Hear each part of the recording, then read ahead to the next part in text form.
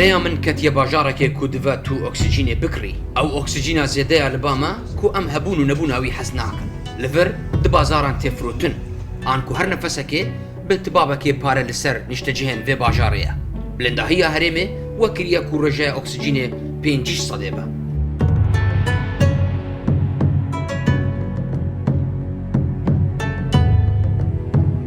لمالو دكانو ناف اوتومبيلانو هر جه كده سيستم شوشين اكسجين هاتينا آماده كرن كمبونا اكسجين رنگو روی نشتجهن گوهارتيا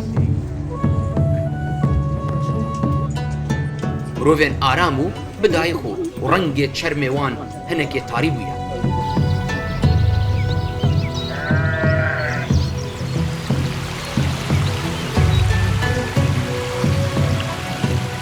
هريمة تبت يان شيزان لسر بانه تبته جهد قرا كو زنجيرتشان هيمالايا و هلوتكي افريست هم بيسكري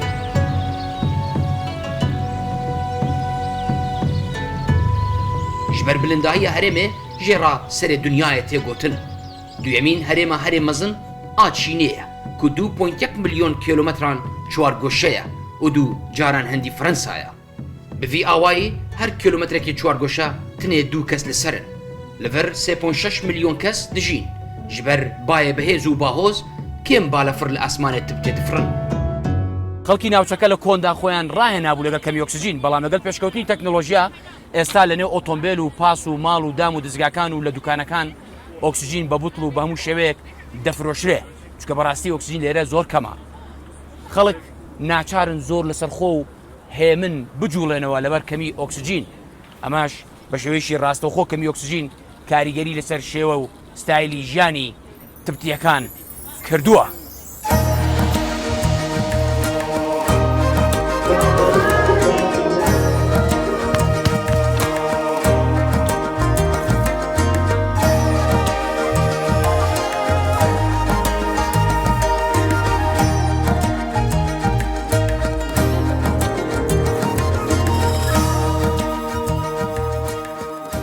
لهاسا پایتەختێ تبتەیە کوتنێ 800,000 کەس لێ دژین ئەف دەمەکێدایە کۆدێ تەواهیە هەرێمە تبتێدا 3,700,000 تبتی دژین ji ber cihê wê erdingerî ku nêzîkî 4,500 metran ji asta deryayê bilind e li hesa wekî paytextê herê bilindê cihanê tê hesibandin.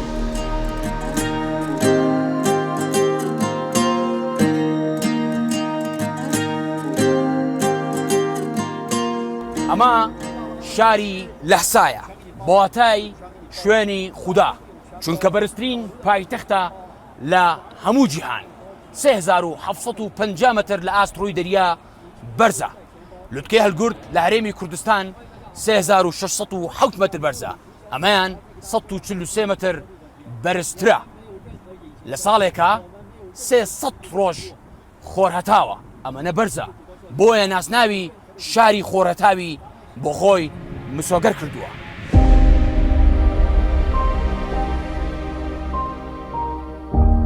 ji ber kêmbûna zixtê bergehewayê li vir av di germahiya 85 bila selezî dikele. Ev jî bûye sedema ku xwarin ji bo pejarandinê demekê zêdetir bixwazin. Ji bo çareserkirina vê qap û qazanên taybet ji bo vê herêmê hatîne çêkirin ku germahiya zêdetir dide xwarinê di nav beroşan de. ئەم ژێرە دەبێژن هەرێمەکە بلندی بلند کۆ ئاڤ لە دۆرە 85 پلەی دکەلە و خواردن bi tevahî nakelin. Lê bi vê berhemê em dikarin germahiyê bigihînin sed pileyî bêyî zext. Teknolojiyeke me ya din heye. Jê re dibêjin sîstema germkirina hilmê. Ku em careke din hilmê germ dikin, da ku em bigîjin sed pileyî.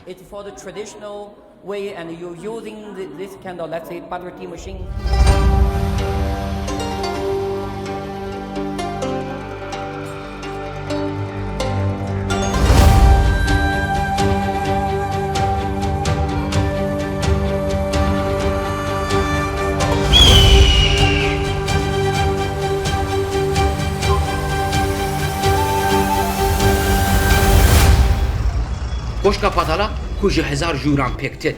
Perestgeha herê bilindê Çînê û cîhanê ye û taybet e Budîstên tibtê.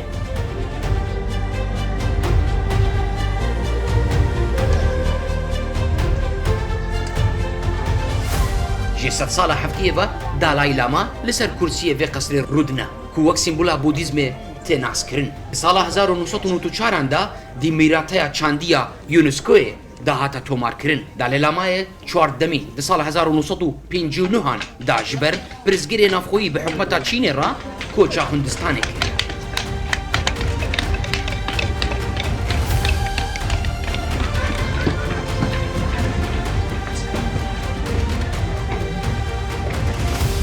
بودیزما تبتی ji bûdîstên din cuda ye. Ew têkeliyeke bi bûdayê feceriyan û mehayan e ku armanca wî ronakbîriya bi rêya hikmet û dilovaniyê. Dalêlama rêberê ruhiyê bûdîstên tibtî ye. Niha ola bûdîzma tibtî dibin rêveberiya dewletê da û bi çavdêriya 46,000 monk û rehîbeyên tê birêvebirin. Bê Dalai Lama. پشتی دبستانا نیشتمانی دویتو بکیمانی 10 سالان بخوینی. بگلم پریزه دری 40 سالان پیوسته بری کتو کاربی بلندترین باورنامه اولا بودایی یا تیبتی بستینی وجرد بیجم باورنامه گاندین چیبا. تنه به باورنامه تو لایقی رونشتنا لسر تخت دبی و دبی سرکرده روحانی تواهی اولا بودایی تیبته. اف ازمون ددمن بره ده هر 6 سالان جاره که پاش هر 3 سالان جاره که دهات ساز کرن و هر جاره تنه یک کس دهات البجارتن. اگر دورهشک جوه ازمون درکه نتنه باورنامه که بلند و دستکفته که کرد اولا بودایی دا لد همان دمه دا تواهی گل تیبتی جی ده هر واریده بهز دبه.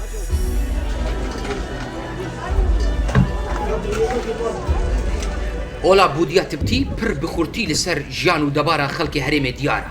خلق باورمندن و پر به اولا خورا و گریتاینا. بسدان هزار کس روزانه سردانا پرزگهن دکن جبو نمیجو لاوا کرنو بخشینه. اف پرزگاه چوخانه کو پرزگاه هر پیروزا جبو بودستن تبتی و پیکرا جو خوشاکیومنی جی 100 سال هفتان و تیدا هاتیه پاراستن. روزانه خلق بوی آوای دعا جبو بودا دکن. اما جورێکە لە تەواف کردن یان ئەوە هەیە لە کوردەواری دڵی بە دەورت گەڕێم لێرە خەڵک نزا دەکەن و ئاوا بەم جۆرە دوعا دەکەن ئەما لە لای بودای تبتیەکان نزا و پارانەوەیشی باوە بەتایبەت لای ئەو کەسانەی کە خوێندەواریان نییە لە هەر سوڕانەوەیەک بە لاوا و نزایەک بۆ ئەوان هەژمار دەکرێت. ئەمە ئێستا خەڵکی لە پشت منەوە دەبین و لەگەڵ من تەواف دەکەن بە دەوری پیرۆستترین پەرستگای بوداکان لە تبتی چین.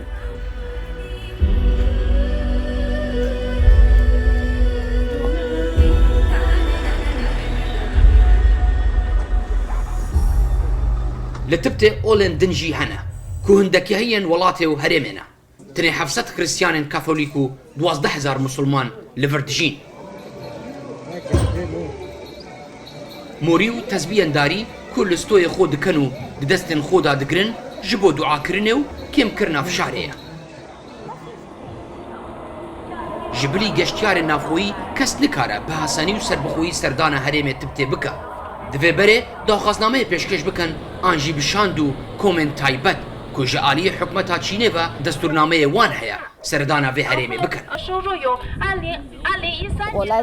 Ez ji bajarê Luyangê hatime li parêzgeha Henanê ku paytexta kevdar a Şîzangê ye û piyon têde heye. Niha ez hatime Şîzangê û cilûbergên kevnoşopî yê Şîzangê li xwe dikim.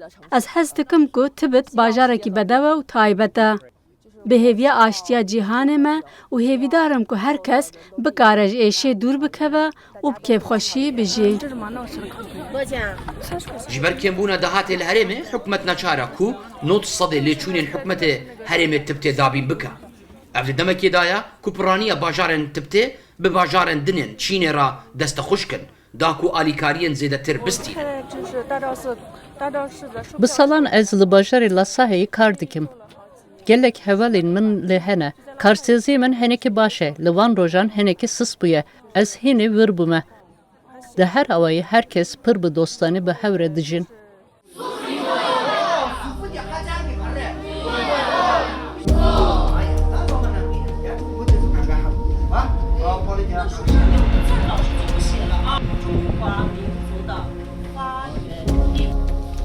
لە هەرێمی تبت 15 ساڵ خوێندن بێ بەرامبەرە لە باخچەی ساوایان بگرە تا ئامادەین ئەمە بەتەنیا لە هەرێمی تبت بۆ ترکیەکان و هەروە شینجیان بەردەستە لە هەرێمەکانی دیکە ئەمە نییە ئەما وەکو هاوسۆزیەکە لەناو حکومەتی ناوەندیەوە بۆ خەڵکی ئەم دوو هەرێمە.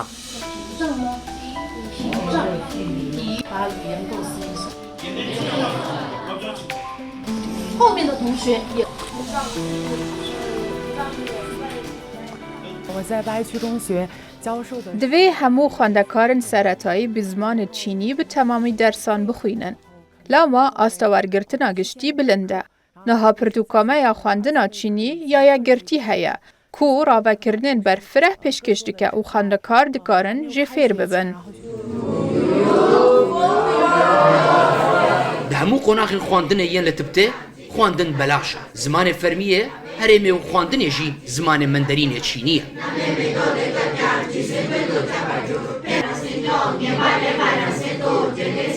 تبتی تنێ یەک دەرس بە زمانێ خۆیە زگماکی دخوێنن بەvê ئاواییە خۆنکار نەچارن کو فێری زمانێ مەندەرینێ چینی ببن. خۆنکارên dervê bajêrê dikarin di beşên navxweyîyên dibistanê da dibelaj bimînin.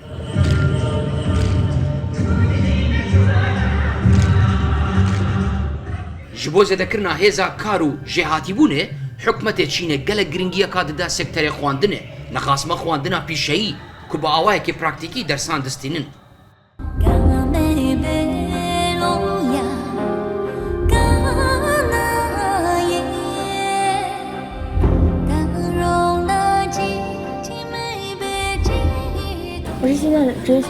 Ev tabloyekî seramîkiyê temam kiriye.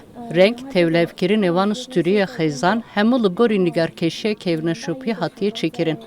Tablo ji aliyê min hatiye dîzaynkirin û nevarekî wî pêşkêşkirina qurbaniyê ji bo periyekî ye. Min bi xwe ji hundir ve ber bi derve dîzayn kiriye bi karanînê teknîkekî nû. 我是116级西藏职业技术学院的学生。 Ez ji kolejeke teknîkî derçûme. Di sala yekîma xwendina xwe de em fêrî hinek zanyariyên teorîk bûn.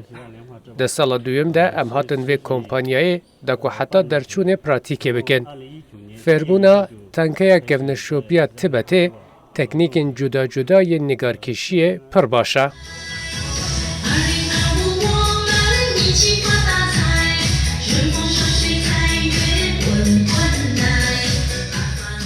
Navgîna temenê di nav tibtiyan da nêzîkî 72 sal.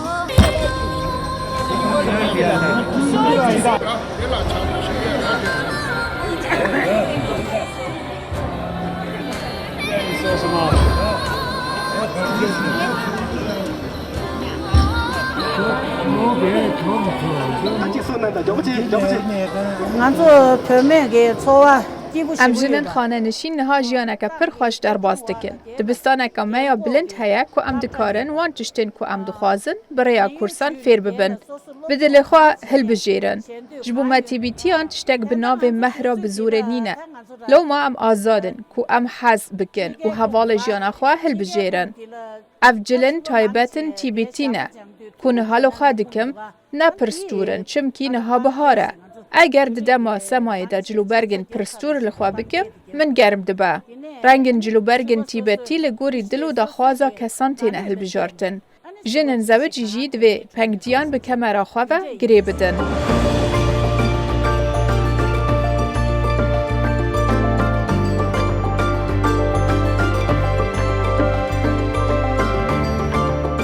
Sistema trafîkî bi awayekî modern di nav bajarên Tibtê de hatiye peydakirin. Trêna bilez gulle bileza 300 kilometran di saetê da li vir heye û oksîjin tê de hatiye dabînkirin. Niha Tibtî dikarin hesantir di navbera bajarên herê bilindin dunyayê da her nû bên.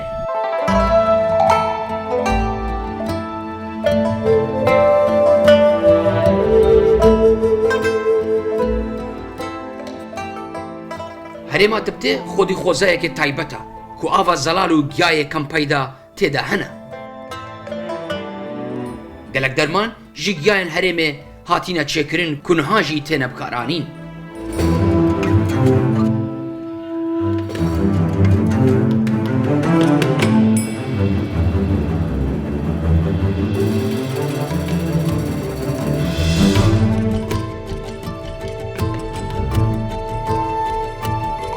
تێزانین کو لە بلنداییە زێدەتری 2000 متران ji asta deryayê dar bi zehmet li çiyayê şîntin lê li vir sîstema avdanê û teknîka taybet gihandîne çiyayan jî bi awayekê ku tevahiya herêmê kesik xuya dike.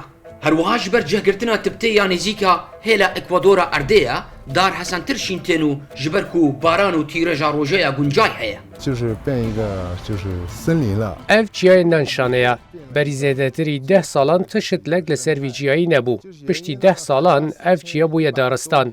Guhertina ekolojîk a herî baş e. Çandina şitlan li bilindahiya zêdetirî 4100 metreyan encama zanista elektronîkî û hevkariya mirovî ye. Em niha dikarin şitlan biçînin li wan deverên ku şitil li ser çiya mezin nabin.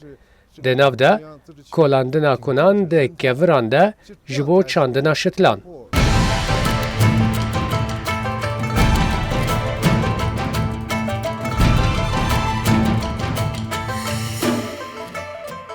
Ev xwezayekên peyda wekiriye ku ajelên wek yaks tune li vir bijî. Ev çandarekê kûviye û hatiye kadîkirin.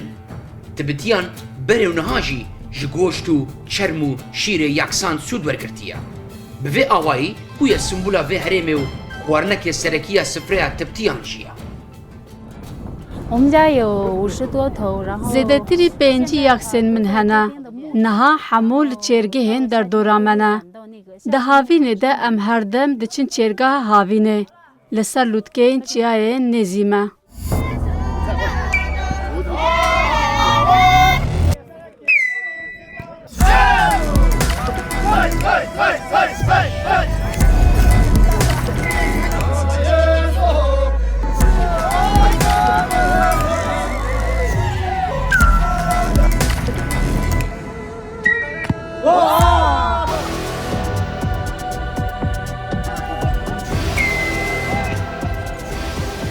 Nêçîrkirin û parastin li cem tibtiyan bi amûrên kevnar heta 100 sala bûrî dihate kirin.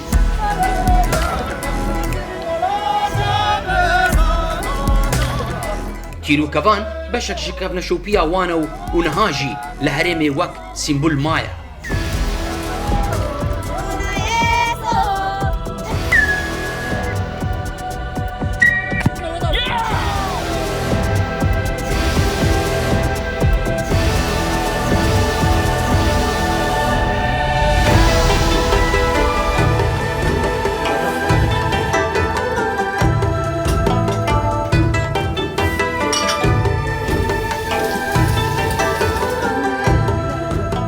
ئەمە پەنیری یاکسە ئەو ئاژەڵای کیویەی کە لە تبت بەناوبانگە لێرە هەم وەکو خواردن بەکاریدێنن هەم وەکو چارەسەری تەندروستیش ئێستا لەبەر بەرزی ناوچە شاخاویەکان هەروە کەمی ئۆکسجین من لێوەکانم هەمووی قلیشاون بۆیە داوام لێکردن چارەسەر چیە وتیان پێویست ناکە بڕۆیتە دکتۆر دەبێت ئەمەی لێ بدەی و 100% چا دەبێتەوە خەخاو 对，很好，也可以吃，没事。可以。谢谢。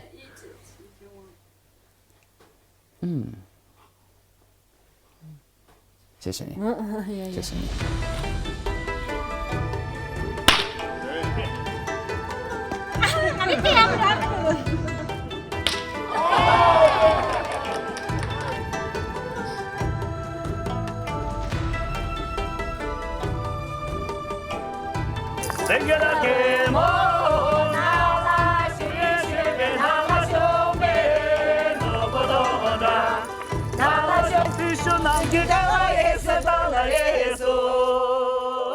تبتیان خودی عادات و میوزیک تایبەت بخۆنە.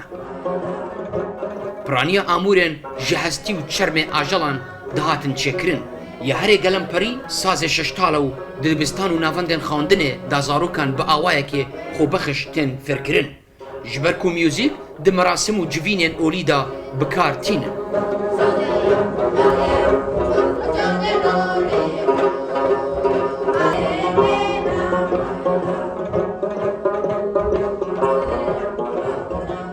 اف آمور جه چرم مار و دارا بزیه ناروان هاتیه چیکرن. هفت حتی 8 تیلن وی هنه. دیروکه که ویا چند ست سالی هیا. یکم استودیویا کین لشیگات سیبو. جورن جدا ین کینه جی هنه. که هنک جوان سری هسپانن. لینها اموان لگوری کونشوپیه چه دکن. اف آموره که موزیک یا کونشوپیه. هر چند کم کس لوی آموره دخن لهنه کس هنه کجبو فربونا و پریان ددن. هویدارم روژک به ین که دخوازن فر ببن بکاربن به پره فری و آموره ببن.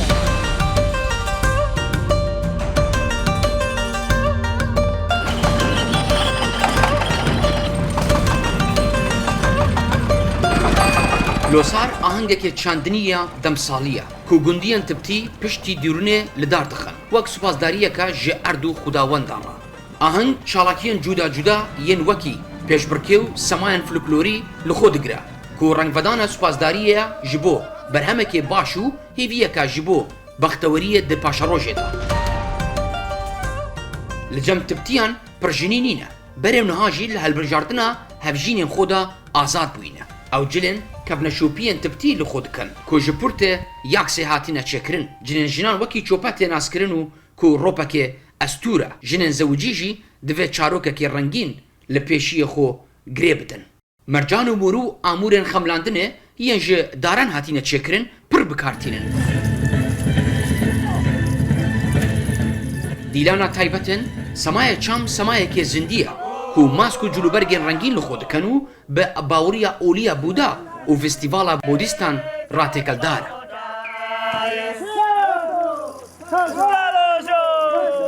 هەردەم جوین و کۆمبوونە تبتیان هەبوونە و لیستکێن کەڤنەشۆپی لیستنە دەما دگەهژن هەف سلاڤەکێ وان یە تایبەت و جودا هەیە کو ئەوژی دەرەخستنا زمانێ وانە دەرەخستنا زمانێش بۆ سلاڤکردنێ ji 100 ساڵا 19 ve bûye çand. Duê demê da paşayekê ziman reş koçê dawiyê dike. Ji bo ku piştrast bin ku riha padşayê neçûye bedenê wan, xelkê zimanê xwe derê xistine û heta niha jî wekî kevneşopiyekê maye. Divê di dema slavkirinê da zimanê xwe derxînin. تەزبیل لە کەلتوری بودیەکانی تبتش هەر بۆ نزا و کات بەسەربردنە من و داپیرە نزا دەکەین ئەوان کە نزا دەکەن دەڵێن ئۆمانی پات میهام ئۆمانی بات میهام یانی چی؟ یعنی نزا بۆ تۆ دەکەین بوودا بمان پارێزە ئەمە بۆ نزاکردنە ئەمە دپێنەوە بیوتیفۆل سێسێ ئیتر تەزبیل لێرەش هەیە لە بنتارە چیان هیماڵایە گوڵ و گولستارێن بێهەمپار و ڕەنگین دەرکەتنە کو باڵا گەشتیارێنژی هەموو چینێک شاندینە بوویە سەدەما داهات و ڤەژین و ئابووریە هەرێمێ ژبری بەدەویە ji بۆ گیان دەرمانی و ڕوونێن خواردنێژی سوود جوان گوڵان تێوەرگرتن